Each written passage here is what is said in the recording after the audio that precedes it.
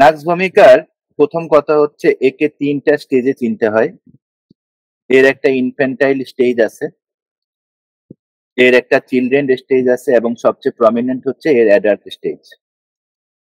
Infantile, children এবং এই adult স্টেজের পরে গিয়ে যেটা হয় যে এর যে প্যাথোজেনেসিস আছে, প্যাথোজেনেসিসে যেহেতু নাক্স ভূমিকা অত্যন্ত বড় পলিক্রেস্ট, আমরা দেখব যে এই বড় পলিক্রেস্টটা আসলে এক্স্যাক্টলি ডাইজেস্টিভ ট্র্যাক্টের উপরে বা শরীরের অনন্য জায়গায় এর পাইলস কিরকম হয় একদম আমরা খুব স্পেসিফিক্যালি আজকে আমরা এখানে দেখতে চেষ্টা করব। আপনাদের জন্য বোনাস হিসাবে যেটা আছে, আমি খুব কষ্ট করে একটা ভিডিও ম্যানেজ করছি যে নাক্স ভূমিকার যে অ্যালকালয়েড, এটার নাম হচ্ছে স্ট্রিচিন। স্ট্রিচিন যদি একটা ব্যাঙের উপরে প্রয়োগ করা হয় তাহলে ব্যাঙটার কি অবস্থা হয় আমরা সেটাও আজকে একটু পরেই দেখবো, এই 8-10 মিনিটের মধ্যে আমরা দেখবো। এবং শেষে আমরা যখন ক্লাসটা শেষ করব আমরা সবচেয়ে ইম্পর্টেন্ট কি নোটগুলো আলোচনা করে ক্লাসটা শেষ করব। এই হচ্ছে আজকের অনুষ্ঠানের ফরমেশন। সো বিসমিল্লাহির রহমানির রহিম, আমরা শুরু করতেছি নাক্স ভূমিকা। প্রথম কথা হচ্ছে নাক্স ভূমিকার যারা ইনফ্যান্ট থাকবে, ইনফ্যান্টের এই যে স্টেজটা আমরা সবাই জানি, এর জন্য আমরা তিনটা সবচেয়ে ক্যারেক্টারিস্টিক্স সিমটমের মধ্যে আমরা নাক্স ভূমিকার ইনফ্যান্টদেরকে পাইতে পারি। একটা হচ্ছে এর যখন ডেন্টিশন চলবে, এর যখন দাঁত উঠবে তখন এর কনস্টিপেশন শুরু হবে। এর যখন ডেন্টিশন চলবে বা দাঁত উঠবে তখন কি হবে, এর কনস্টিপেশন শুরু হবে। দ্বিতীয়ত হচ্ছে এর যখন কনস্টিপেশন চলবে, শুধু একা কনস্টিপেশন চলতেছে মানে ডাইজেস্টিভ ট্র্যাক্টের মধ্যে ইরিটেশন হচ্ছে, তখন এর কি হবে, এর মিউকাস ট্র্যাক্টও ইরিটেশন করবে, ইরিটেট করবে এবং তার কফ শুরু হবে, কাশি শুরু হবে। কফ মানে কিন্তু কাশি ইংরেজিতে। এবং 3 নম্বর হচ্ছে নাক্স ভূমিকার নোজের সেই বিখ্যাত সিমটম, এখানে অ্যাকোমোডেট করে নেন। এটা হচ্ছে বাচ্চার নাক রাত্রেবেলা বন্ধ থাকবে, দিনের বেলা খোলা থাকবে। এই হচ্ছে নাক্স ভূমিকার, আমাদের ইনফ্যান্টাইল নাক্স ভূমিকার একটা মোটামুটি পিকচার। যেহেতু ক্লাসটা অনেক বড়, যেহেতু আমি একটু তাড়াতাড়ি যাব, এ কারণে আমি আসলে এটা বিস্তারিত করলে 15 মিনিট এটা নিয়েই বলা যায়। আমরা জাস্ট এই মোটামুটি 3টা পিকচার আমরা এখানে পাইলাম। এবার আসি নাক্স ভূমিকার চিলড্রেনে।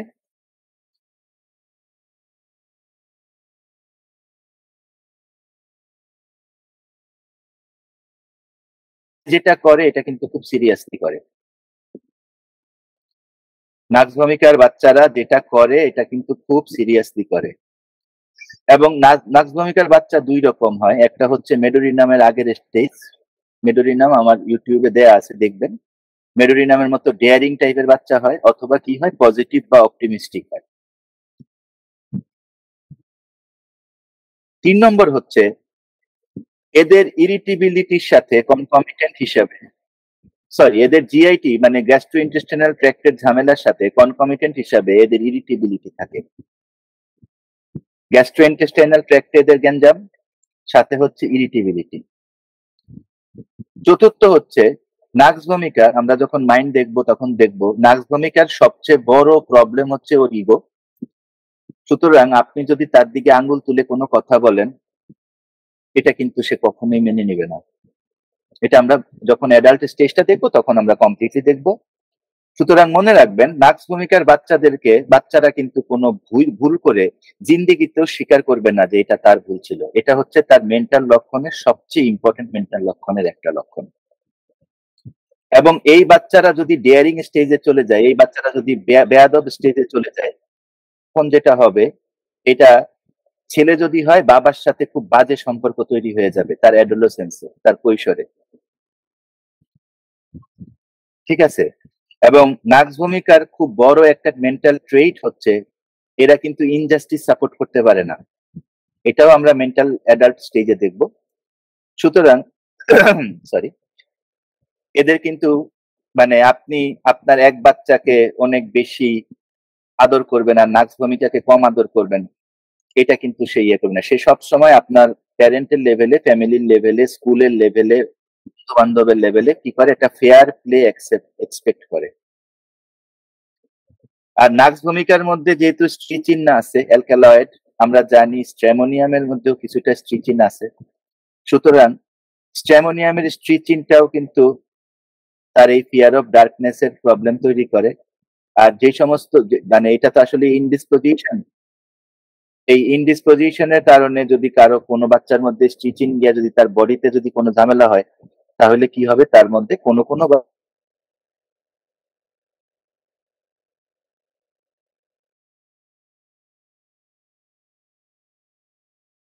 ব্যাখ্যার একটা অংশ। আমি খুব তাড়াতাড়ি যাচ্ছি না, আস্তে আস্তে যাচ্ছি। এইবারে আমরা যেটা করব, আমরা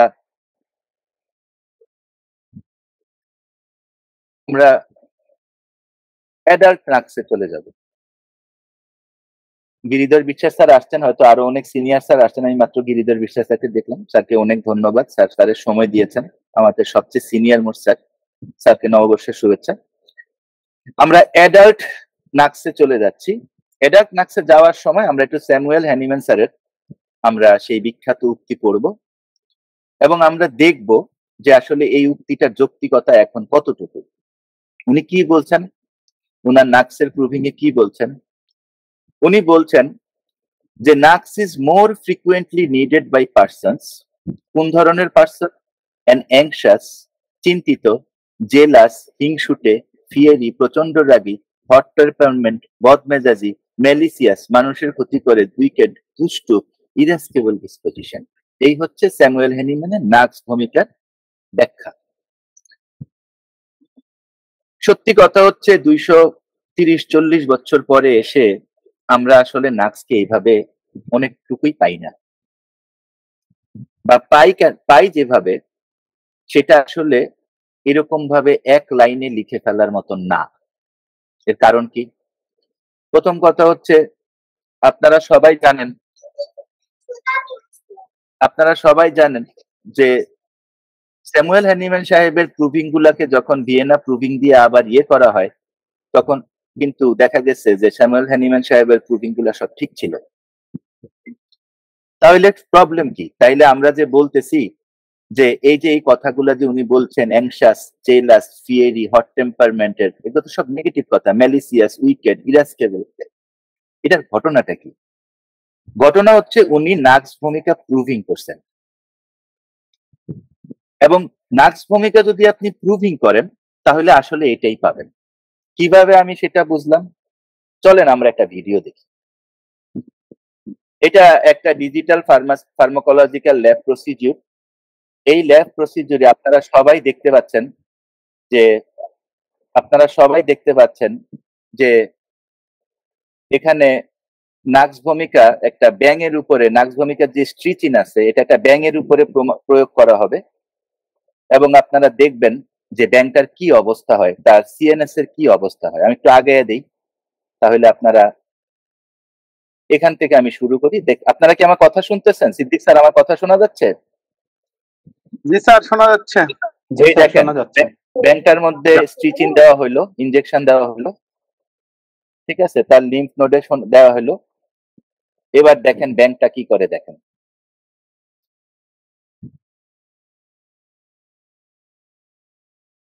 এবার দেখেন ব্যাংকটা কি করে, দেখতে থাকেন। এই তার কিন্তু কাঁপাকাঁপি শুরু হলো, সিএনএস এর সমস্যা শুরু হলো। খেয়াল করতে থাকেন, তার দুই সাইড কাঁপতেছে, খেয়াল করতে থাকেন, তার দুই সাইড কাঁপতেছে। এবার তার মাথার ঘাড় কাঁপতেছে, ঠিক আছে, এবার তার মাথার ঘাড় কাঁপতেছে, খেয়াল করেন, মাথার ঘাড় কাঁপতেছে। এখন দেখবেন যে স্ট্রিচিনের ক্ষমতা কি, দেখেন এই যে নাক্স ভূমিকার ইরিটেবিলিটি। এইবার দেখেন সে করেটা কি, এইবার দেখেন সে করতেছে কি, ব্যাংকটা কি করতেছে, দেখেন ব্যাংকটা কি করতেছে। এই দেখেন তার পা গুলার দিকে খেয়াল করেন, এবং তার কিন্তু এখন কিন্তু তার হচ্ছে, কনভালশন হচ্ছে, এই যে কনভালশন হচ্ছে, এই যে কনভালশন হচ্ছে, এই যে কনভালশন হচ্ছে, এই কনভালশন শুরু হয়ে গেছে, সে পা পুরা টান দিয়ে রাখছে, খেয়াল করেন কিন্তু, ঠিক আছে, কনভালশন শুরু হয়ে গেছে, পা পুরা টান দিয়ে রাখছে, এই দেখেন। হ্যাঁ, এবং কি হয়ে গেল, তার টিটানিক কনভালশন হচ্ছে, টানা। ঠিক আছে, টিটানিক কনভালশন বলতেছে এটাকে কিন্তু মেডিকেল সায়েন্সের ভাষায় টিটানিক কনভালশন বলি আমরা। ঠিক আছে, কমপ্লিট। এই দেখেন, এই পুরা ব্যাংক কিন্তু টিটানিক কনভালশনে গিয়ে একদম কিন্তু তার এক্সট্রিমিটি। এবার দেখেন এখানে তার জার্কিং দেখাচ্ছে, হ্যাঁ সিএনএস এর জার্কিং দেখাচ্ছে। হ্যাঁ, এখানে কিন্তু তার কি দেখাচ্ছে, সিএনএস এর জার্কিং দেখাচ্ছে। এই হচ্ছে নাক্স ভূমিকার যে স্ট্রিচিন যে অ্যালকালয়েডটা আছে, এই অ্যালকালয়েডটাকে যদি আপনি ইনজেকশন হিসাবে মানুষের শরীরে, সরি ব্যাঙের শরীরে প্রয়োগ করেন, ঠিক আছে, নাক্স ভূমিকার যেই ইনজেকশন দিয়া স্ট্রিচিনটাকে যদি আপনি মানুষের শরীরে ডিরেক্ট পুশ করেন, তাইলে এটা হচ্ছে নাক্স ভূমিকার ইফেক্ট। তাহলে আপনারা, এবং এখানে আমরা কি দেখলাম, আমরা দেখলাম এখানে কনভালশন আছে, আমরা দেখলাম এখানে তার সিএনএস এর ইরিটেবিলিটি আছে, এবং আমরা কি দেখলাম, আমরা দেখলাম যে এখানে তার ব্যাপক পরিমাণ কনভালশন হচ্ছে, একটা পর্যায়ে তার কি হচ্ছে, সিএনএস ইরিটেবল হয়ে গিয়ে তার টিটানিক কনভালশন বলতেছি আমরা। সো এইটা কিন্তু নাক্স ভূমিকা, এই যে হ্যানিম্যান সাহেব যে কথাগুলা বলছেন, এইটা কিন্তু নাক্স ভূমিকার এই প্রুভিং সিমটম থেকে বলছেন। So don't get mister Samuel Hahnemann wrong. উল্টাপাল্টা কথা বলা যাবে না, আমরা স্যামুয়েল হ্যানিম্যানকে রং বলবো না, কারণ উনি কিন্তু নাক্স ভূমিকাকে প্রুফ করছেন, এবং প্রুফ করলে তাইলে এই ধরনের সিমটম গুলা কিন্তু আসছে।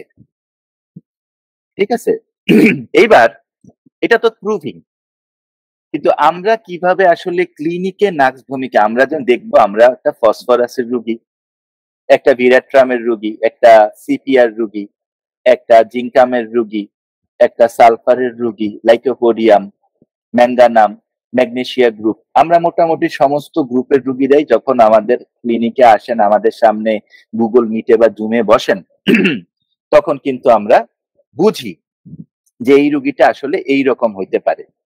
তাইলে আসলে এরা ক্লিনিকে আইসা করবেটা কি? এরা ক্লিনিকে আইসা প্রথম যেটা করবে, সাংঘাতিক সিরিয়াস থাকবে। প্রথম কথা হচ্ছে এরা সাংঘাতিক সিরিয়াস থাকবে এবং স্পেসিফিক থাকবে।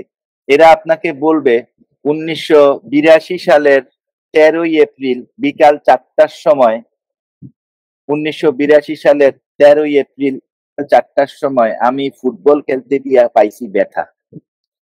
একদম এইভাবে স্পেসিফিক করে ডেট বলবে, ইভেন্ট বলবে, কি হয়েছিল বলবে, ভেরি স্পেসিফিক ডিটেইলে বলবে। এবং পুরা কথাটার মধ্যে, এই যে নাক্সের পেশেন্টের পুরা কথাটার মধ্যে আপনি কি পাবেন না, একটা বাজে কথা পাবেন না। একটা বাজে কথা আপনি নাক্সের পেশেন্টের পুরা স্পিচের মধ্যে পাবেন না। কথা যে সে বলবে অত্যন্ত কনফিডেন্টলি বলবে, এবং কথা যে বলবে অত্যন্ত সিস্টেমেটিক্যালি বলবে। আমার মাথায় এইভাবে ব্যথা হয়েছিল, আমার মাথা ব্যথার পরে আমার লাঙ্গের মধ্যে এইভাবে পেইন হয়েছে, আমার লাঙ্গের থেকে পেইন গিয়ে আমার কিডনিতে গেছে, লাইক এইরকম ভাবে সিস্টেমেটিক ভাবে নার্স ভূমিকা কথা বলবে। এবং এর মধ্যে যদি আপনি জিজ্ঞাসা করেন যে আপনার ওয়াইফের সাথে আপনার সম্পর্ক কি, ও আপনার দিকে ভুরু কুঁচকে তাকাবে। রেপার্টরিতে রুব্রিক আছে ফ্রাউনিং। এই যে ভুরু কুঁচকানোটা না, ভুরু কুঁচকানোটার মানে হচ্ছে যে এটা কি জিজ্ঞাসা করতেছে। আমি বলতেছি আমার রোগের কথা, এই বেটা জিজ্ঞাসা করতেছে আমার বউ। এত ফালতু লোক, ওই আমি ঠিক ডাক্তারের কাছে আসছি তো। একটা বাজে কথা আপনি নার্স ভূমিকার পেশেন্টের সাথে বলতে পারবেন না, সে ভুরু কুঁচকে আপনার দিকে তাকাবে। এবং এর আরেকটা বড় কথা হচ্ছে, আমি একটা আপনাদেরকে সিনারিও বলি, সিনারিও বললে আপনি বুঝতে পারবেন আমি কি বলতে চাচ্ছি। সিনারিওটা এরকম, ধরেন যে হাজব্যান্ড আর ওয়াইফ আসছে, হাজব্যান্ড আসছে পাইলসের সমস্যা নিয়ে আপনার কাছে, রুগী হয়েছে নার্স ভূমিকার। এখন হাজব্যান্ড শুরু করছে পাইলস নিয়ে, হ্যাঁ বলবে তো এইভাবে যে 1985 সালে বিকাল বেলা 4টার সময় পায়খানা করতে গিয়ে আমি দেখলাম আমার পায়খানা দিয়ে রক্ত পড়ে। নার্স ভূমিকা কিন্তু এইভাবে কথা বলবে, অত্যন্ত স্পেসিফিক। তখন এই কথার মধ্যে যদি উনার ওয়াইফ বলে যে তুমি একটু বলো না যে তোমার যে পায়খানা ঠিক মতো হয় না। তখন ওই ভদ্রলোক এই নার্স ভূমিকার পেশেন্ট দুইটা কাজ করবে।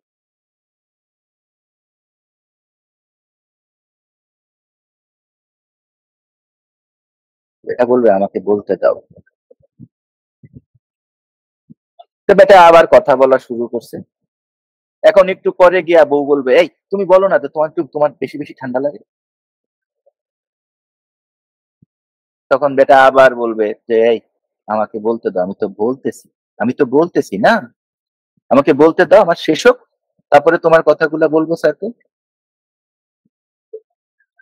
ধরেন এখন কোনো কিছু ভদ্রলোক ওনার কোনো রোগের দিতে গিয়ে ভুলে গেছে। এখন ওই ভদ্রমহিলা বলতেছে, এই তুমি তো এই কথা বলো নাই, তুমি তো এই কথা বলো নাই যে তোমার মাঝে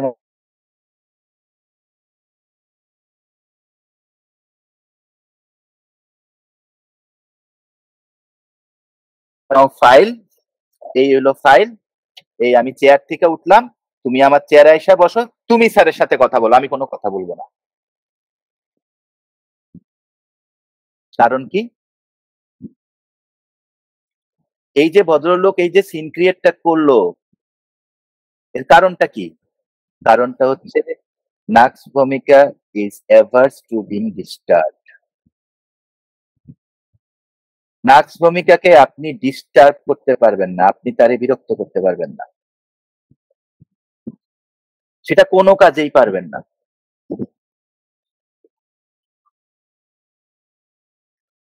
নাক্স ভূমিকা ইজ ভেরি মাচ, এটা তার মেন্টাল কিনোটের, মানে আমি কি বলবো, রক বটম কিনোট।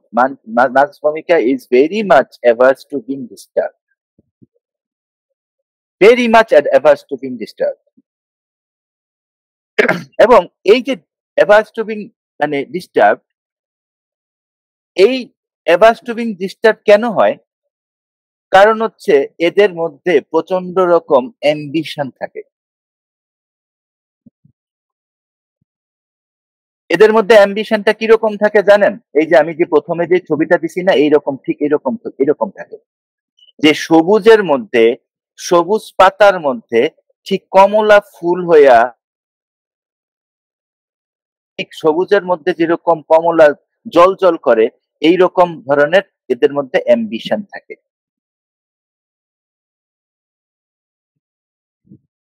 এবং এদের দিনে দিনে অ্যাম্বিশন বাড়তে থাকে। অ্যাম্বিশনের সেন্টার কি থাকে? মানি এবং ফেম। নাক্স ভূমিকার অ্যাম্বিশনের সেন্টার দুইটা।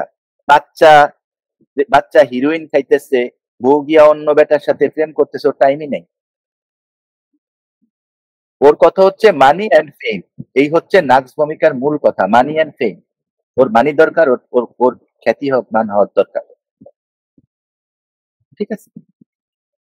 এই কারণে এই যে সে বিজনেস, তার অ্যাম্বিশনের কারণে কি হয়, সে তার ওয়াইফ, তার বাচ্চা, তার ফ্যামিলি থেকে অনেক দূরে চলে যায়।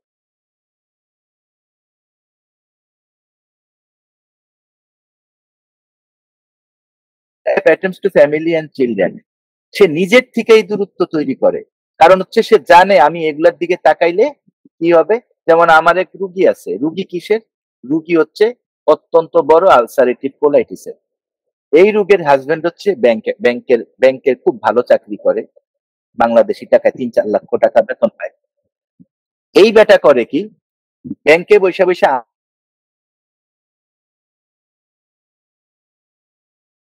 পাঠানোর ব্যবস্থা করে দেয়। সে কিন্তু আসতে পারবে না, ওয়াইফ মরে যায়, কিচ্ছু আসে যায় না।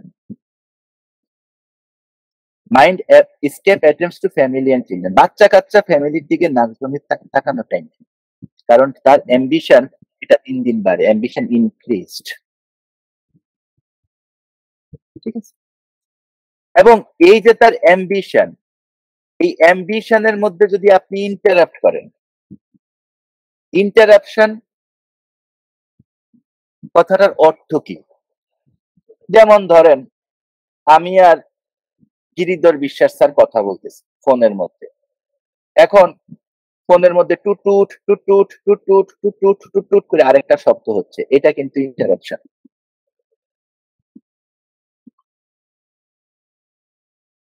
সে এই ধরনের কোনো নয়েজ, এই ধরনের কোনো গ্যাঞ্জাম, এই ধরনের কোনো কিছু দিলে এই নাক্স ভমিটার রোগী কি আসবে, জায়গা যাবে এবং প্রয়োজনে তাদেরকে ত্যাগ করবে।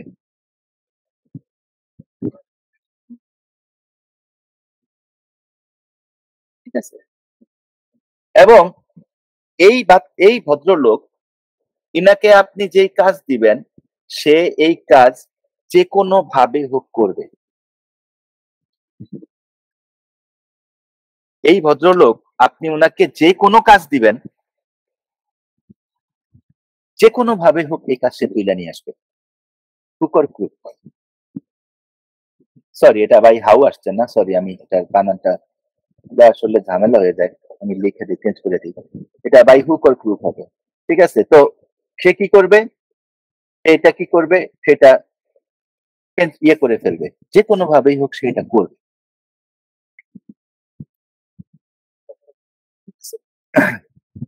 এটা তার একটা টেনেট। কারণ কি, কারণ এই যে তার অ্যাম্বিশনের আগে তার মধ্যে একটা ইয়ে প্লে করে, টেনেন্ট প্লে করে যে আমাকে আসলে ইন্ডিপেন্ডেন্ট হইতে হবে।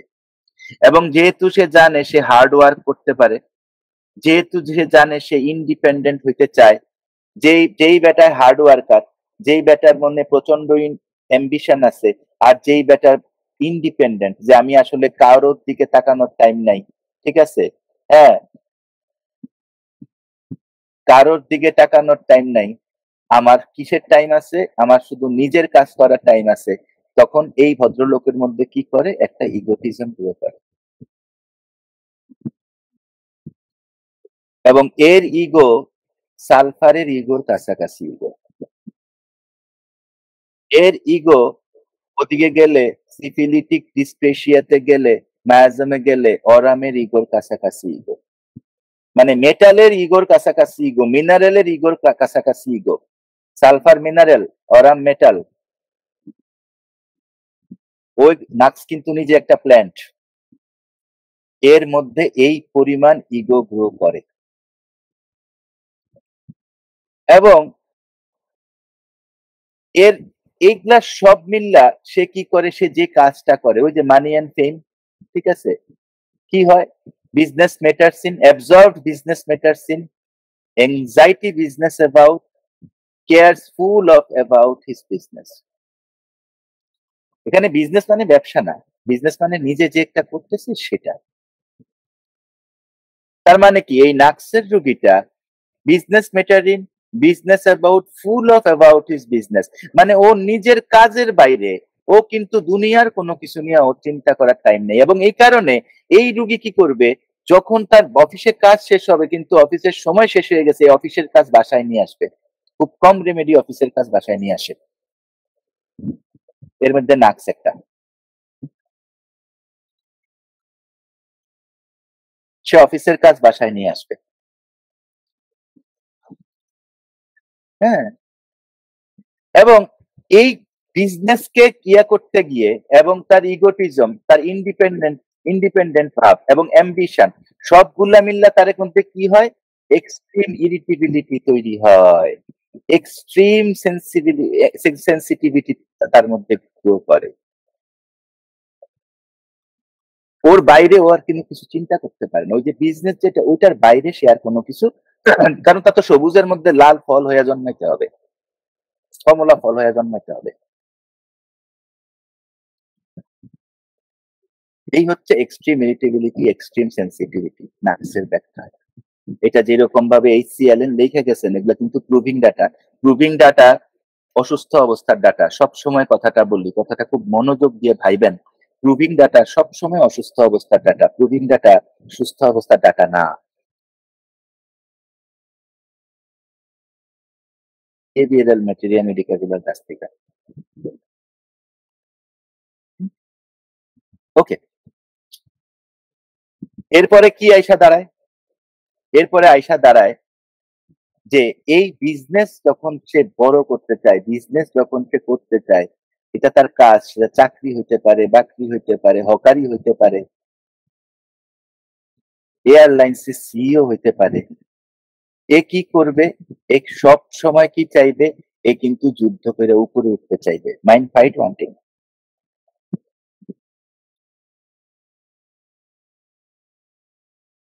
যুদ্ধ করে উপরে উঠার সময় তার কি হবে, যেগুলা যেগুলা ভালো লাগবে না এগুলা কি হবে, ওই এক্সট্রিম ইরিটেবিলিটি এক্সট্রিম সেন্সিটিভিটির মধ্যে আইসা কইরা সে করবে কি, ওইখানে সে ওই ধরনের প্রতিক্রিয়া দেখাবে।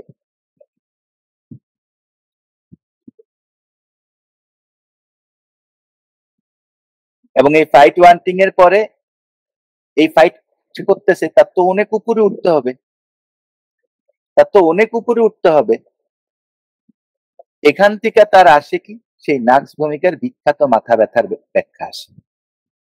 কি হয়, সে রাত্রেবেলা ঘুমাইতে পারে না, দিনের বেলা মাথা ব্যথা করে।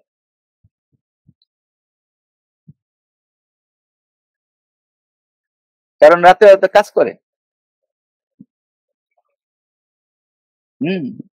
বিয়ে করছে 2 মাস কিন্তু সারা রাত্র কাজ করতেছে, আমি এরকম মানুষ দেখছি নাক্সে, গতকালকেও একজন দেখছি।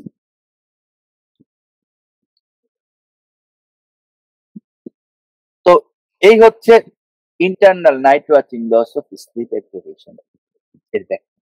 এবং এইটা করতে গিয়ে তার কি হয়, কারো কফি খাইতে হয়, কারো অ্যালকোহল খাইতে হয়। নাক্সের রোগীর একটা বড় ব্যাপার মনে রাখবেন, সে যখনই যেটা করবে খুব সিরিয়াসলি করবে। সে অ্যালকোহলের শপে যাইয়া যদি অ্যালকোহল খায়, বা বাসার মধ্যে বোতল আইনা যদি অ্যালকোহল খায়, 700 ml বোতল সে মোটামুটি 600 ml এক রাত্রে মেরে দিতে পারবে। সে যখন কফি খাবে, সে 1 কাপ কফি খাবে না। নাক্সের রোগী যদি কফি খায়, দিনে কমপক্ষে 6 থেকে 10 কাপ কফি খাবে। নাক্স যেটা করবে ফুলফিল করবে। নাক্স যখন ঘুমাবে তখন বাসায় কি বলবে, বলবে একটা সাউন্ড হবে না। সে যখন বিজনেস করে কাজ বাজ করে এসে টায়ার্ড হয়ে ঘুমাবে, বউরে বলবে একটা সাউন্ড হবে না, বাচ্চাকে বলবে এই মোবাইল টোবাইল চালাবা না, টিভি টুবি দরকার হলে ও নিজে নেটের লাইনটা বন্ধ করে দিয়ে তারপরে ঘুমাবে। নাক্স যখন যেটা করবে ফুলফিল করবে। এটা আমরা পরে দেখবো, তার লিভার প্যাথোলজিতে ডিটেইলে দেখবো। মাইন্ডের থেকে একটা প্যাথোলজি গুলো আসে মূলত। এবং এই এগুলা যখন সে করবে, এর মনের একটা ট্রেট হচ্ছে, এর একটা ফ্যাস্টিডিয়াসনেস আছে। এবং এই ফ্যাস্টিডিয়াসনেসটা হইছে, আমি যেই রকম ভাবে কাজটা চাই সেরকম হইতে হবে। আমি চাইতেছি কাজটা ঠিক এইরকমই হইতে হবে। এবং এই কাজটা যদি তার সাবঅর্ডিনেটরা, তার আন্ডারে যারা চাকরি করে, তারা না করতে পারে, অগরে দরকার হলে মুখে 3টা গালি দিবে, কিন্তু ওদের কাজটা সে নিজে করবে। কারণ তার যেরকম ভাবে কাজ লাগে সব সময় তার ওই রকম ভাবে কাজ করতে হবে। এখানে এই ফ্যাস্টিডিয়াস রুব্রিকটার খুব বড় রুব্রিক কেন্টের ইয়াতে। কেন্ট সাহেব ফ্যাস্টিডিয়াসের রুব্রিকে ওষুধ দিচ্ছেন 2টা, নাক্স আর আর্সেনিক।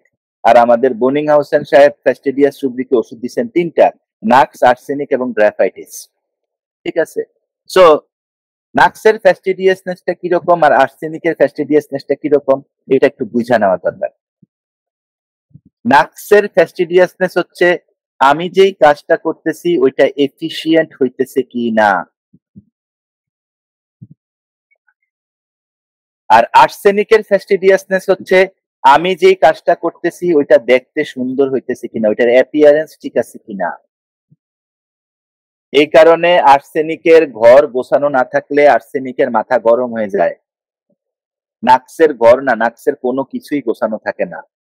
নাক্সের টেবিলে গেলে আপনার কাছে মনে হবে সালফারের টেবিলে আসছেন, আর্সেনিকের টেবিলে গেলে আপনার কাছে মনে হবে যে আপনি কোনো বড় প্রধানমন্ত্রীর টেবিলের সামনে গেছেন, সবকিছু এরকম সুন্দর করে গোছানো। নাক্সের ফ্যাস্টিডিয়াসনেস সব সময় এফিসিয়েন্সির দিকে ইন্ডিকেট করে, আর্সেনিকের ফ্যাস্টিডিয়াসনেস সব সময় অ্যাপিয়ারেন্সের দিকে ইন্ডিকেট করে। এই কথাগুলা অত্যন্ত ইম্পর্টেন্ট কথা মেডিসিন বোঝার জন্য। এবং এর ফ্যাস্টিডিয়াসনেস এর সাথে সব সময় মনে রাখবেন, সবকিছু তো আর রুব্রিকে পাবেন না। সুতরাং যেটা রুব্রিকে নাই সেটা মানুষের মনে নাই, এই সমস্ত বাজে কথার মধ্যেও যাবেন না। আরেকটা বাজে কথার মধ্যে যাবেন না, এটা হচ্ছে পেশেন্টকে ফিল করা। এটা আরেকটা বড় বাজে কথা। কারণ পেশেন্টকে ফিল করার কিছু নাই। পেশেন্টকে এইভাবে পেশেন্টের জার্নি বুঝা যাইতে হবে, এবং এইভাবে এই মাইন্ডের জার্নির সাথে সাথে তার প্যাথোজেনেসিস মিলতে হবে। তারপরে গিয়া তার জন্য ওষুধ সিমিলিমাম হবে। শুধুমাত্র পেশেন্টকে ফিল কইরা তার মাইন্ডের কতগুলা রুব্রিকটাই না ওইটা তার জার্নি বোঝার নাম কইরা তাকে ওষুধ দিলে ওটা সিমিলিমাম হয় না সাধারণত। অনেক ক্ষেত্রেই হয়তো হয়, এ কারণে ভালো ওনারা কাজ পান। আমি কারো সমালোচনা করতেছি না, জাস্ট আমি আমার মতটা বলতেছি ছোট মানুষ হিসেবে।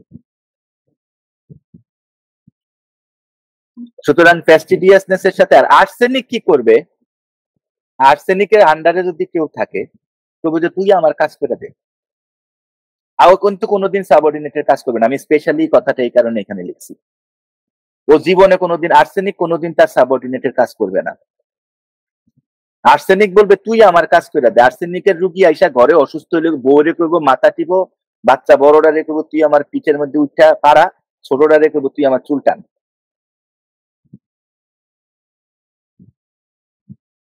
কার্সিনোসিন সাইদ স্যার অনেক বেশি পরিমাণ সুইট। কার্সিনোসিনের ফ্যাস্টিডিয়াসনেসটা আরেক রকমের। কার্সিনোসিনের ফাস্টিডিয়াসনেসটা মানে একদমই আরেক রকমের। ওইটা হচ্ছে ফাস্টিডিয়াসনেস কামিং ফ্রম সাপ্রেশন। ঠিক আছে, আচ্ছা। এরপরে এর কি হবে?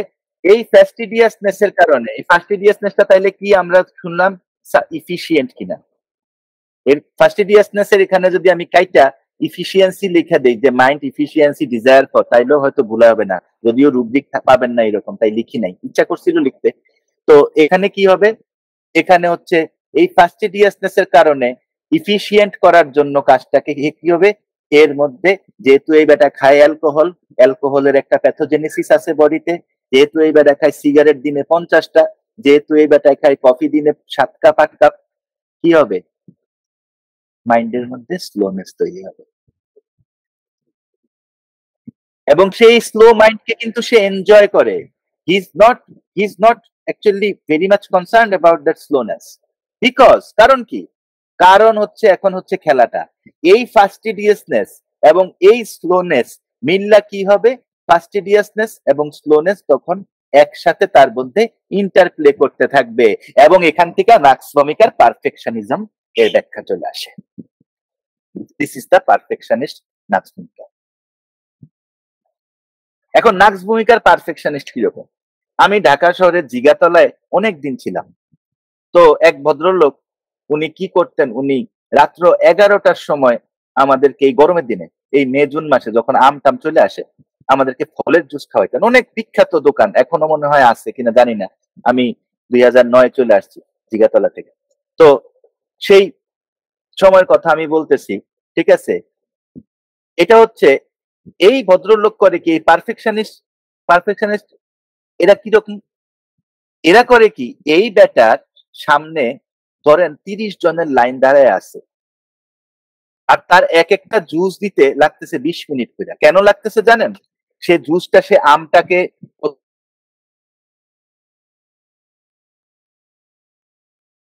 মানে এমন ভাবে গোলাইতেছে যাতে আপনার খাইলে আপনার জিহবার মধ্যে লাগিয়ে থাকে। তার কাজ স্লো হয়ে যাচ্ছে, তার আউটপুট স্লো হয়ে যাচ্ছে, কিন্তু নাক্স ভূমিকা পারফেকশনিজমের মধ্যে দাঁড়ায় আছে। দিস ইজ পারফেকশনিজম, নাক্স ভূমিকা। ফ্যাস্টিডিয়াসনেস এই দুইটা জায়গাকে এক করতে হবে।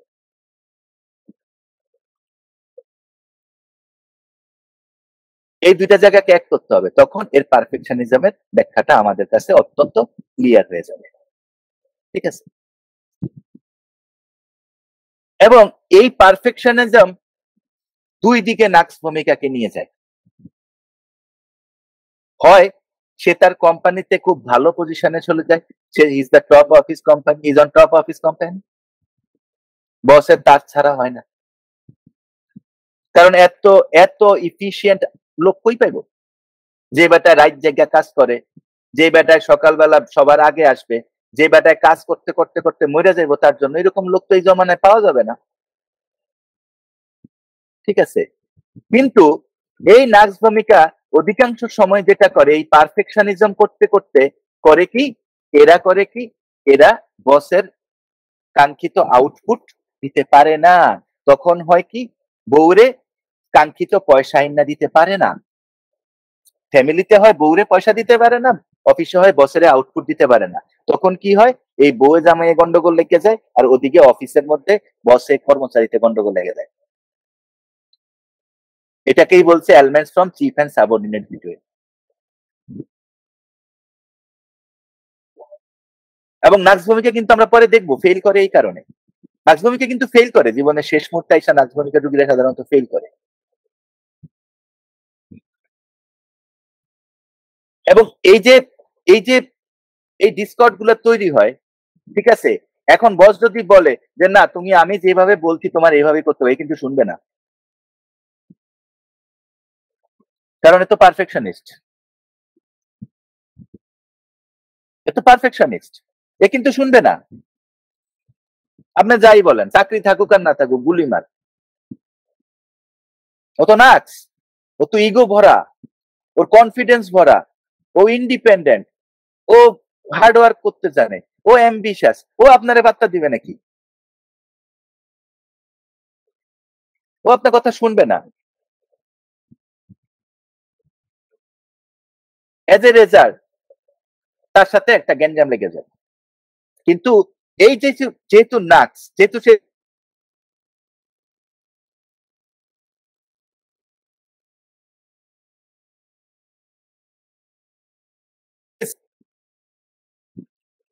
একটা হচ্ছে পজিটিভ, একটা হচ্ছে অপটিমিস্টিক, একটা হচ্ছে হাই স্পিরিটেড, তিনটাই রূপদিকে আছে, দেখে নিবেন।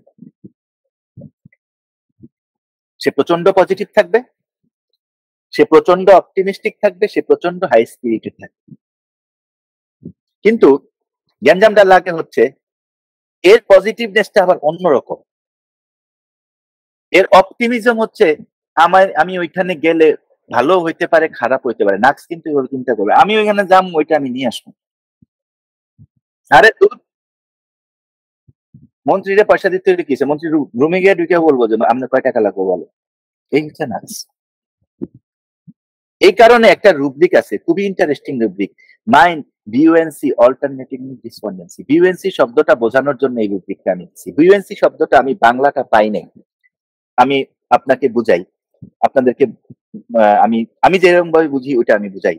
এটা হচ্ছে আপনারা যদি একটা ফুটবলকে এটার মধ্যে প্রচুর পরিমাণ গ্যাস বইরা এটার একটা পুকুরের মধ্যে পানির মধ্যে নিয়ে চাপ দেন, তখন আপনারা দেখবেন কি এটা নিচের থেকেও একটা চাপ দিতেছে, এবং কোনোভাবে যদি আপনার হাতটা যদি ফসকায় যায় একেবারে টুস করে আরেক দিকে বের হয়ে যাবে। এটাই হচ্ছে বিউএনসি, মানে তারে আপনি যত চাপাচাপি করেন না কেন সে কিন্তু তার প্রেসার আপনার উপরে রাখবেই।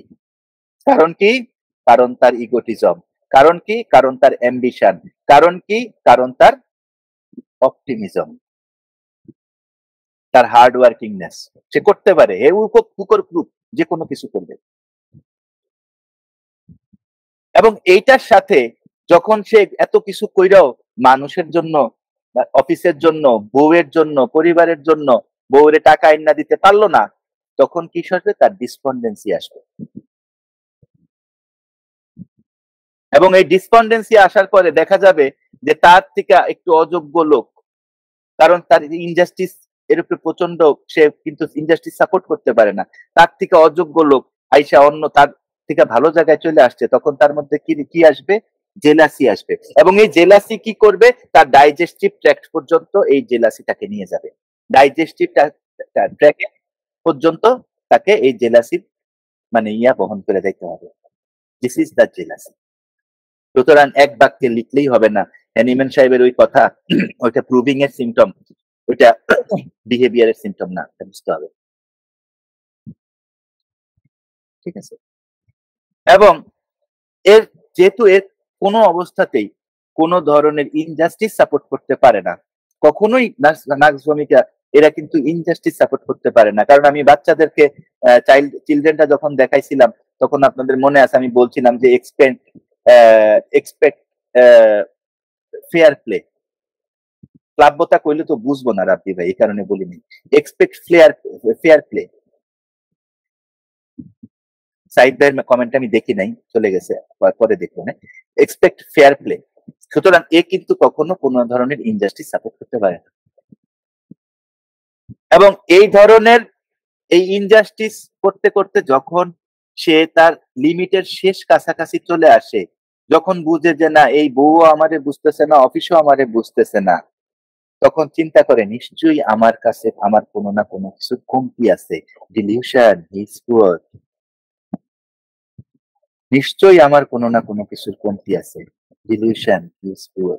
নিশ্চয়ই আমি কোনো না কোনো কিছুতে ভালো না। আবার চলে আসেন বুয়েন্সি, অল্টারনেটিং উইথ ডিসপন্ডেন্সি। শুরু হয় কোত্থেকে? ডিলিউশন ইজ পুয়ার থেকে। আমি আর পারলাম না, আমাকে দিয়ে আর হইল না। আমার দিকে আঙ্গুল তুলতেছে, আমার দিকে আঙ্গুল তুলে, আমি এত ব্রিলিয়ান্ট, আমি এত এত কাজ করি, হ্যাঁ আমি তার অফিসে এখান থেকে এখানে, আমার দিকে আঙ্গুল তুলে ফাইজলামি করে।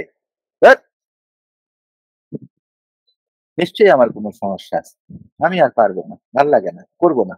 অনেক ব্যবসায়ী দেখবেন অনেক উপরে টাস করে ছেড়ে দিবে ব্যবসা, ফেল করে। ডিলিউশন মিস, মানে সে আর পারবে না, সে আর নিতে পারতেছে না।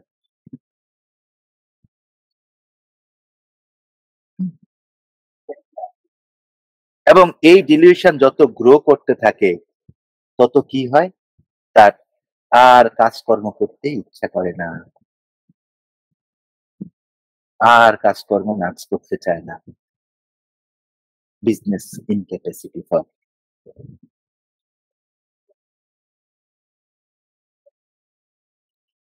আর কাজ করতে হাইরা যাচ্ছে আর কি, হাইরা যাচ্ছে।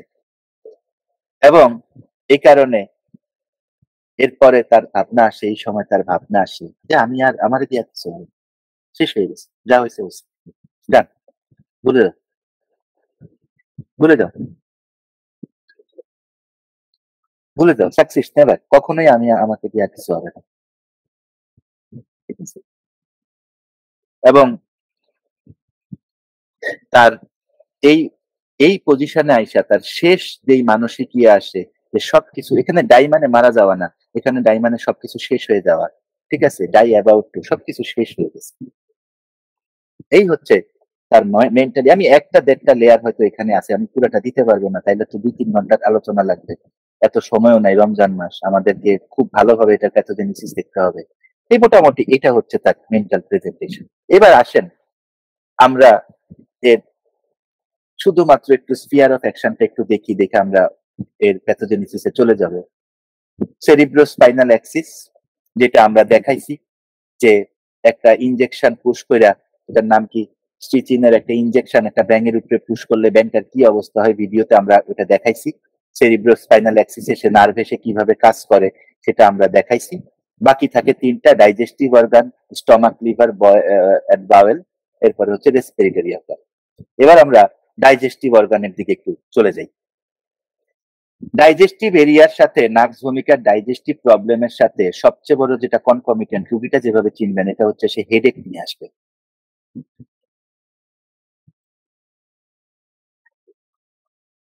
ঠিক আছে, সে হেডেক নিয়ে আসবে।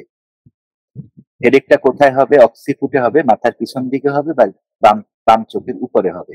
বাড়বে কখন? নাক্স ভূমিকার সমস্ত অ্যাগ্রাভেশন সকালে, মর্নিং এ, মনে রাখবেন। বাড়বে কখন? মর্নিং এ। কতক্ষণ পর্যন্ত বাড়বে? রাত্র পর্যন্ত বাড়বে। এই হেডেকের আরেকটা বড় কনকমিটেন্ট কি থাকবে? মুখের টেস্ট থাকবে টক টক অথবা তিতা তিতা। এই হেডেকের সাথে কি হবে? বায়ু নিঃসরণ হবে, ফ্ল্যাটাস হবে, এবং ইয়ে আসবে, বিভিন্ন ধরনের রেচিং আসবে। এই হচ্ছে নার্ভ ভূমিকা ডাইজেস্টিভ এরিয়ার একটা সবচেয়ে বড় কনকমিটেন্ট। এই ডাইজেস্টিভ প্রবলেমের সাথে হেডেকের চিত্রটা হয়েছে এই। সাথে কি থাকবে? কনস্টিপেটেড বাওয়েল, পায়খানা হবে না, উইথ কি আমরা জানি বিখ্যাত ইনএফেক্চুয়াল আর্জিং টু স্টুল। এবার আমরা ইনএফেক্চুয়াল আর্জিং টু স্টুলে অন্যান্য রেমেডির সাথে একটু নার্ভ ভূমিকার ডিফারেন্সিয়ালসটা করে নিব একটু পরে। আমরা এই গ্যাস্ট্রালজিয়ার পরে করবো। গ্যাস্ট্রালজিয়া, গ্যাস্ট্রালজিয়া মানে কি?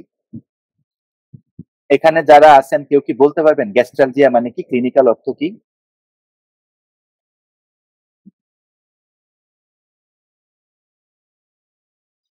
আমাকে কি শোনা যাচ্ছে?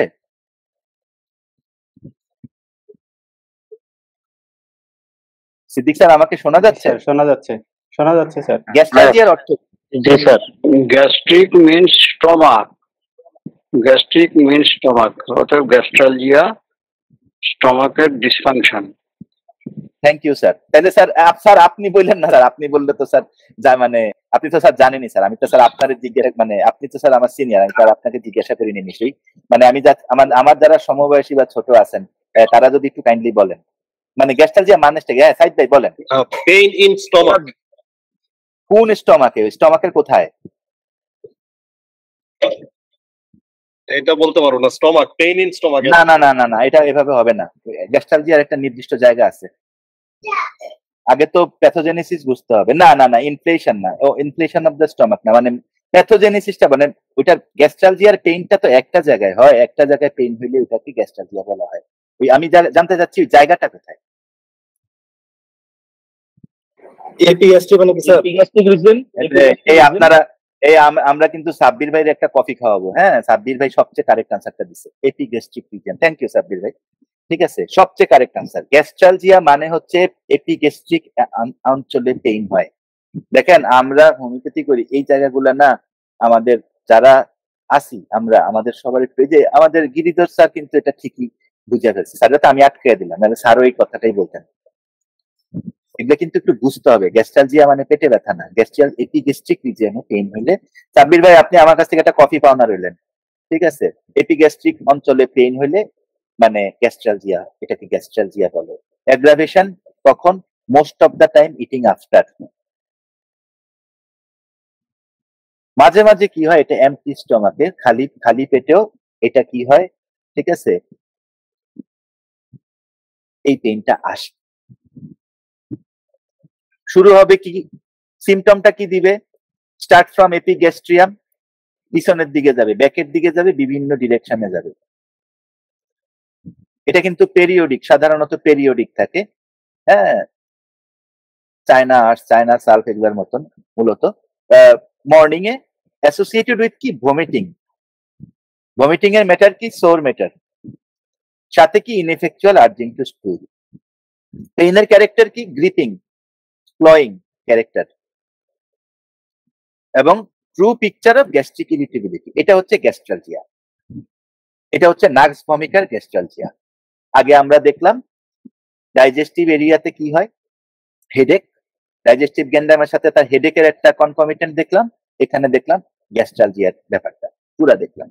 এবার আমরা খালি বারে বারে পাইতেছি ineffectual urging to stool, ineffectual urging to stool, এই গল্প পাচ্ছি। এই গল্পের অর্থ আমাদেরকে একটু ডিডি করতে হবে, আমরা ডিডিটা একটু পরে করব। এর ইনডাইজেশনের কথাটা একটু আগে বলে নেই। ইনডাইজেশনটা কি হয়? খাওয়ার 1 ঘন্টা পরে ইনডাইজেশন মানে কি? সাব্বির ভাই, গিরিধর স্যার, সাইজ স্যার আপনারা বললেন না, আপনারা তো জানেন, মানে অন্যরা যারা আছেন, ইনডাইজেশন মানে কি ক্লিনিক্যালি? অরুণ স্যারও বললেন না, হজম না হওয়া। হ্যাঁ হ্যাঁ হ্যাঁ, পরিপাক ঠিকভাবে না হজম না হওয়া। Thank you sir, thank you sir, ঠিক আছে। হ্যাঁ, বদহজম হওয়া কখন শুরু হবে? 1 ঘন্টা পরে শুরু হবে।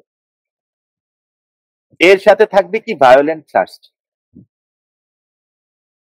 পানি খাইলে স্টমাকে গন্ডগোল শুরু হবে, পেট ফুলে যাবে। এই হচ্ছে এর ইনডাইজেশনের পিকচার।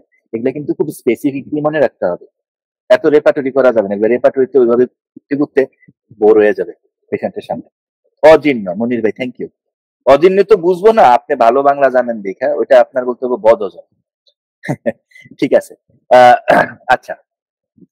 এরপরে আমরা একটু ইনএফেকচুয়াল আর্জিং এর সাথে নাক্স ভমিকার অনন্য ওষুধের যে ডিডি আছে, ডিফারেন্সিয়াল ডায়াগনোসিস আছে, ওইটা একটু আমরা করি।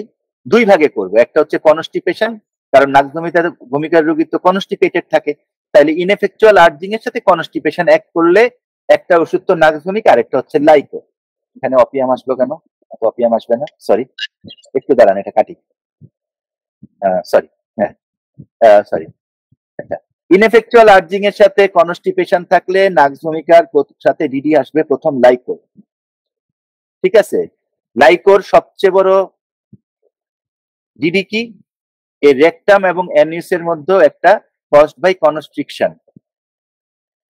এটা হচ্ছে লাইকোর সাথে তার সবচেয়ে বড় ডিডি, ঠিক আছে। ও, এখানে আরেকটা কথা বলে দিই, এটা তো ভুলে গেছিলাম। আচ্ছা এটা আমি শেষে বলবো, আমাকে একটু মনে করিয়ে দিয়ে। নাক্স ভূমিকার বাচ্চা, লাইকোর বাচ্চা, নাক্স ভূমিকার সাথে নাক্স ভূমিকার বাচ্চা লাইকোর বাচ্চার পার্থক্যটা কি আমরা ওই বাচ্চাতে বলে আসিনি, আমি ভুলে গেছিলাম, এই লাইকোর কথা দেখে মনে পড়লো, ওটা ওইখানে বলে দিব। আচ্ছা শেষে কার্বোভেজের কি হবে? ইনএফেকচুয়াল আর্জিং উইথ কনস্টিপেশনে ও ফ্লাটাস, ওর বায়ু বের হয়ে ওর এটা আরাম হয়ে যাবে। এই হচ্ছে ইনএফেকচুয়াল আর্জিং উইথ কনস্টিপেশন। এইবার আসেন উইদাউট কনস্টিপেশন কি হবে? অপিয়ামে কি হবে? অপিয়ামের হচ্ছে inactivity of bowel, stool hard, round, black. ঠিক আছে। ব্রায়োনিয়াতে ড্রাইনেস ফ্রম আইলমেন্টারি ট্র্যাক্ট, তো আমরা জানি ব্রায়োনিয়া কমপ্লিটলি ওটা হচ্ছে একটা ড্রাই রেমেডি। অ্যালুমিনা, ঠিক আছে, mark inactivity of rectum, evacuation even a soft stool needs create effect. Alumina তো আমরা জানি অ্যালুমিনিয়াম পয়জিং হলে যেটা হয়, ঠিক আছে, বডিতে, হ্যাঁ, মানুষই স্লো হয়ে যায়, ইয়ার তো রেকটাম তো বহু দূরের কথা। ওকে, তাহলে এটা হচ্ছে মানে নাক্স ভূমিকার ইনএফেকচুয়াল আর্জিং এর সাথে দুই ধরনের বিডি আমরা এখানে দেখলাম। এবার আসি আমরা লিভার প্যাথোলজিতে। লিভার প্যাথোলজিতে কি হচ্ছে?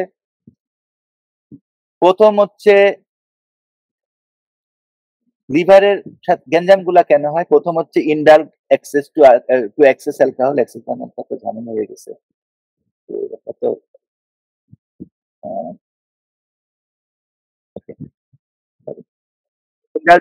Access in alcohol. এরপরে কি হাইলি সিজন ফুড, বিরিয়ানি খায়, বড় বড় মাংস খায়, হ্যাঁ, ফ্রাইড খাবার খায়, হ্যাঁ, এটা খায়, পার্জেটিভস। আচ্ছা, এরপরে কি করে? যদি মানে নিউট্রালাইজিং অ্যালোপ্যাথিক ড্রাগেও আমরা লিভারের গন্ডগোলে আমরা কিন্তু দিতে পারি, যে কোনো জায়গায় দিতে পারি। খুব বড় ওষুধ নাক্স ভূমিকা, প্ল্যান্ট রেমেডি হলে নাক্স ভূমিকা, আর কি যদি মিনারেল হয় ক্যাম্ফোরা, নাকি? আচ্ছা, তারপরে কি? Liver swollen. এখন প্যাথোলজিতে আসেন। Liver swollen sensitive to pressure of the clothing, এটা হচ্ছে লিভারের নাক্স ভূমিকার একটা বড় কিনোট। সেকেন্ড কি? কলিক থাকবে, পেটে ব্যথা থাকবে, অ্যাকিউমুলেশন অফ ফ্ল্যাটাস, বায়ু জমা হবে, আপওয়ার্ড টুয়ার্ড দ্য চেস্ট, খালি আর্জেন্টাম ভাবলে হবে না, ইনকনভিনিয়েন্স ইন ব্রিদিং, শ্বাসকষ্ট হইতে পারে, ডাউনওয়ার্ড টু রেকটাম, ঠিক আছে। ডাউনওয়ার্ড টু রেকটাম কি হবে? ঠিক আছে, এটা যখন এই ফ্ল্যাটাস যখন নিচের দিকে যাবে তখন কি হবে? পেশাব আর পায়খানার ইচ্ছা জাগবে। আচ্ছা, এই লিভারের গন্ডগোলের কারণে আমরা জানি মানুষের পাইলস হয়, হেমারয়েডাল কলিক যদি হয়, পাইলসের ব্যথা যদি হয়, তখন কি হবে? ঠিক আছে, যখন পাইলসের রক্ত পড়া বন্ধ হয়ে যাবে তখন পেটের ব্যথা শুরু হবে, ঠিক আছে, হ্যাঁ, অথবা মাথা ব্যথা শুরু হবে। ড্রাঙ্কারদের আমরা এনলার্জ লিভারের নাক্স ভূমিকা দেখবো, ঠিক আছে। এবং যে সমস্ত জন্ডিস ভায়োলেন্ট অ্যাঙ্গার থেকে, প্রচন্ড রাগ করার পর থেকে, বা ম্যালেরিয়া হয়েছিল, হ্যাঁ, বা প্রচুর পরিমাণ মদ খায়, হ্যাঁ, খালি ওই সি ফিশ খায়, বিভিন্ন ধরনের মানুষ যে কত কিছু খায়, এখন তো ইউটিউব ভরা শেফ, সব বাসার মধ্যে 3-4 জন করে শেফ আছে, বাচ্চা কাচ্চাও শেফ, সব হাই লিভিং এর খাদ্য খাবার খায়। এই হচ্ছে মোটামুটি লিভারের একটা পিকচার দেওয়া গেল। হেমারয়েডে কি হয়? আমি 2-3টা ওষুধের ইয়ে করছি এখানে। নাক্স ভূমিকার হেমারয়েড বা পাইলসের প্রথম কথা হচ্ছে ইচিং, এবং এই রাত্রে ঘুমাইতে পারবে না এই ভদ্রলোক। এবং এটা ইচিংটা কি হবে? এত এত সিভিয়ার হবে, ওই ঠান্ডা পানিতে একটা বলের মধ্যে বসে থাকতে হবে এই ইচিং কমানোর জন্য। এর পাইলস চিনার আরেকটা বুদ্ধি কি? ইনএফেকচুয়াল আর্জিং, ওটা তো আমরা একটু আগে দেখছি, প্লাস হচ্ছে ব্লিডিং পাইলস। আচ্ছা, অ্যাসকিউলার হিপের সাথে এর পার্থক্য কি? হ্যাঁ, আমরা জানি অ্যাসকিউলার হিপের সবচেয়ে বড় কথা কি? থ্রবিং একটা পেইন হয়, কোথায়? অ্যাবডোমেনে, মানে হাইপোগ্যাস্ট্রিক রিজিয়নে, ঠিক আছে। হেমারয়েডের সাথে কি থাকে? রেকটাম, যেটা পায়খানার রাস্তা থাকে, ওইটাতে কি হয়? ওইটাতে ড্রাইনেস থাকে, হ্যাঁ, ছোট ছোট ছোট ছোট স্টিকের মতো, ম্যাচের কাঠির মতো মনে হয় যে ওইখানে এসে ইয়ে করতেছে, স্যাক্রোইলিয়াক হেভিনেস থাকে, এটা তো আমরা সবাই জানি অ্যাসকিউলার হিপে। এলোতে কি হয়? এলো কমপ্লিটলি উল্টা। এলোতে কি হবে? ফ্ল্যাটাস থাকবে স্টুলের সাথে, ঠিক আছে। হেমারয়েডটা কি থাকবে? বাঞ্চি গ্রেপস থাকবে, কেন্টের সেই বিখ্যাত কথা, ঠিক আছে, গ্রেটলি। এবং কি হবে? অ্যামেলিয়েটেড বাই কোল্ড ওয়াটার। হ্যাঁ, এলোর রুগী তো বুঝে না কখন পায়খানা হয়ে যাবে। এটা মেটেরিয়ামেডিকে কিভাবে লিখছে? Uncertainty of the rectum. স্টুলটা আমরা জানি সবসময় মোটামুটি সফটই থাকে, আবার অনেকে ডায়রিয়ার মতো থাকে, ঠিক আছে। হ্যাঁ, নাক্সের চোখের ব্যথাটা থাকবে, মাথার ব্যথাটা থাকবে চোখের উপরে, আর এর থাকবে কি চোখের পাতার উপরে একটা ব্যথা থাকবে। এটা হচ্ছে কনকমিটেন্ট। ঠিক আছে, মোটামুটি এটা হলো হেমোরয়েডের ডিডি। আই এর প্রবলেম কি? আই এর খুব বিখ্যাত জায়গা আছে, অ্যালকোহলিক আই, সেই বিখ্যাত লাইন। ঠিক আছে, aggravated in morning, aggravated by photophobia. কোন জায়গাটা ক্যান্থি, ইনার। ঠিক আছে, এবং ব্যথাটা শুরু হয় কখন? বেডে, যখন বিছানায় থাকে। নোজ বিখ্যাত, সবসময় মনে রাখবেন যে কোনো ঠান্ডার প্রাইমারি স্টেজে নাক্স ভমিকা দিতে হয়। পাকলে কিন্তু পালসিটিলা টালসিটিলা তো আছে, আপনারা জানেন, আমার থেকে আপনারা সবাই জ্ঞানী। ঠিক আছে, তাহলে কি কথা, মূল কথা কি? Initial stage of ordinary cater. ঠিক আছে, অর্ডিনারি ক্যাটারের ইনিশিয়াল স্টেজ সবচেয়ে ইম্পর্টেন্ট কথা। বাই ড্রাই কোল্ড ওয়েদার, ঠান্ডা বাতাস, সিটিং ইন কোল্ড প্লেসেস, সিঁড়ির মধ্যে বসছে, সিঁড়িটা ছিল প্রচন্ড ঠান্ডা হয়ে গেছে, ঠান্ডা মানে হাঁচি শুরু হয়েছে, নাক বন্ধ বন্ধ লাগে। ঠিক আছে, চোখে দিয়া পানি পড়ে, গলার মধ্যে মনে হয় ছিলা গেছে, এরকম একটা ভাব ইয়া হয়। ঠিক আছে, এবং এটা সাথে কি হয়, এগুলোর সাথে একটা সিমটম যদি পান তাহলে কনকমিটেন্ট হিসেবে মনে করতে পারেন। সিমটমস আর অ্যাসোসিয়েটেড উইথ একিং all over the body and chilliness থাকবে, একিং অল ওভার দ্য বডি, সারা বডিতে ব্যথা করবে, এটা একটা অ্যাসোসিয়েটেড সিমটম। আচ্ছা, নাক রাত্রে বন্ধ থাকবে, দিনে খোলা থাকবে, অ্যালকোহলের কারণে নাক দিয়ে রক্ত পড়বে, আর নাকে সর্দি লাগলে নাকে সুর করবে, নাক বন্ধে, নোজ। তাহলে প্রথম কথা কি, initial stage of ordinary cater, খুব ইম্পর্টেন্টলি কথাটা মনে রাখবেন, অনেক কেস উঠে যাবে ইনশাআল্লাহ। আচ্ছা, ল্যারিংস এন্ড ট্র্যাকিয়াতে একটা ভালো সিমটম আছে, pain in throat pit during cough, কফের সময় থ্রোট পিট যেটা আছে এখানে ব্যথা। ব্যাক, আমি খুব বড় একজন ভদ্রলোকের এই ব্যাক পেইনের উনাকে একটু আরাম দিতে পারছিলাম, আলহামদুলিল্লাহ রাব্বিল আলামিন। দেখেন কি ব্যাকের ব্যাক পেইনটা, নাকজমিতে ব্যাক পেইনটা না অত্যন্ত মানে অত্যন্ত স্পেসিফিক। কিরকম? মোটর সেন্টারের ইরিটেশন, লাম্বার রিজিয়নে পেইনটা হবে, বাড়বে কখন? যখন শুয়ে থাকে, তখন কি করতে হবে? এক পাশ থেকে আরেক পাশ ঘুরতে পারবে, তখন কি করতে হবে? ঠিক আছে, হ্যাঁ, এর উপরে উঠা বসতে হবে, বইসা আরেক পাশ ঘুরতে হবে, শুয়া কিন্তু ঘুরতে পারবে না। ঠিক আছে, আর আরেকটা হচ্ছে কি, এর বড় ক্যালিকার্ভের মতন, ওইটা কি, যে সকালবেলা মানে যত বেশি বিছনায় শুয়ে থাকবে, ক্যালিকার্ভ হচ্ছে বিছনায় শোয়ার থেকে উঠার মুহূর্তে পেইনটা অনেক বেশি হয়, আর এর হচ্ছে যত বেশি শুয়ে থাকবে তত বেশি তার ব্যাক পেইন। এই হচ্ছে তার ব্যাকটা, আমি কভার করে দিলাম। ফিভারের 3টা কনকমিটেন্ট বলি, একটা যদি পান আর সাথে যদি দ্বিতীয় ইয়াটা পান, প্রথম কনকমিটেন্ট হচ্ছে heaviness of the limb, like Gelsemium. Nux ভমিকার রোগী কখনোই কাঁথা গায়ে দেওয়া, কম্বল গায়ে দেওয়া ছাড়া থাকতে পারবে না, এবং নাক্স ভমিকার রোগী খালি শুয়ে পড়তে ইচ্ছা করবে। এই 3টা কনকমিটেন্টের যে কোনো একটার সাথে যদি পান যে ফিভার শুরু হওয়ার আগে গা কাঁপানি দিয়া জ্বর আসছে এবং পরে প্রচন্ড রকম ভাবে শরীরের হিট বাইরে গেছে, most probably the fever is নাক্স ভমিকা fever. বুঝতে পারছি? ঠিক আছে, তাহলে মোটামুটি এই হইলো। এবার আমরা একদম শেষ, আমাদের আর একটা স্লাইড আছে মনে হয় বাকি, আমরা কি নোট সিমটম দেখি, যেটা আমি বলছিলাম আমি সব লেকচারের শেষে কি নোট সিমটম দিয়ে দিই, এবং ভেরিফাইড কি নোট সিমটম আমার বানানো। আচ্ছা, কি নোট সিমটম দেখি। রিফ্লেক্স এক্সাইটেবিলিটি, আপনাদেরকে যে ভিডিওটা দেখাইছিলাম প্রথম, যে একটা স্ট্রিচিন যদি একটা ব্যাঙের মধ্যে ঢুকে দেওয়া হয় ইনজেকশনে তার লিম্ফ নোডে, তার কিরকম এক্সাইটেবিলিটি তৈরি হয়, আপনারা সেটা সবাই দেখছেন, তাইলে মনে হয় আর এটার ব্যাখ্যার দরকার নেই। ঠিক আছে, কনভালশন টিটানিক, আমি বলছিলাম যে এটা টিটানিক কনভালশন, টানা with complete retention of unconsciousness. Hyper sensitivity of all sense, এটা আমি বলে আসছি। স্লাইট ইমপ্রেশন থেকে কি হয়, ফেইন্টনেস হয়ে যায়। Must covered and keep warm in all stage of fever, একটু আগেই বললাম। Gastric disorder from rich food, alcohol, condiments, drugs, coffee, sexual excess, overwork, anxiety, sedentary occupation, headaches from the same causes associated with gastric troubles, এটা আমি concomitant হিসেবে বলে আসছি, constipation with frequent ineffectual urging, এটার আমরা ব্যাপক ব্যাখ্যা করছি, আশা করি প্রবলেম হবে না। Urging to stool in urine in abdominal and pelvic complaints, abdominal এবং pelvic pain এ কি হবে, ইউরিনের এবং স্টুলের আর্জ আসবে, এটা আমি বলে আসছি। Spasmodic constriction in excretory passages, ureters, gall ducts, ঠিক আছে, ইন্টেস্টাইনস এন্ড ব্রঙ্কাই, প্রচন্ড ব্যথা হয়। স্পাজমেটিক কনস্ট্রিকশন স্পেশালি যদি ইউরেটারের মধ্যে ইয়ে হয়, ঠিক আছে, অনেক ব্যথা হয়। Sensitive to cold and cold winds, ঠিক আছে, এটা তো আপনারা সবাই জানেন, প্রচন্ড চিলি, ঠিক আছে। Tetanic spasm from slight stimuli, twitches, jerk cramp, ব্যাঙের ভিডিওটা মনে করেন, আপনারা কিচ্ছু মনে রাখতে হবে না, এই কারণে আমি বহুত কষ্ট করে এই ভিডিও বাইর করছি। Complain on walking and in early morning 3 to 4 p.m. so am sleepiness after those hours, ঠিক আছে, এটা তো সবাই বুঝছেন। thin, irritable, impatient, choleric person মানে হচ্ছে anemic person with dark hair who make great mental exertion and lead sedentary lives, ঠিক আছে।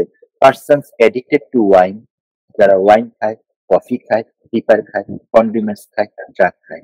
স্যামুয়েল হ্যানিম্যান ওনার ক্রনিক ডিজিজে বলছেন যে আমি মানুষকে কফি খেতে মানা করি, কারণ হচ্ছে কফি মানুষের মধ্যে সৌরিক টেন্ডেন্সি অনেক বেশি পরিমাণ গ্রো করে দেয়, ঠিক আছে। সো নাক্সভূমিকা যেহেতু একটা সৌরিক রেমেডি মেইনলি, কারণ তার সমস্ত ডিস্টারবেন্স ফাংশনাল, ঠিক আছে, সেহেতু আমরা ওই কথাটার অর্থ এখানে বুঝতে পারি। আপনাদের সবাইকে অত্যন্ত ধন্যবাদ হোমিও স্টাডির সাথে থাকার জন্য।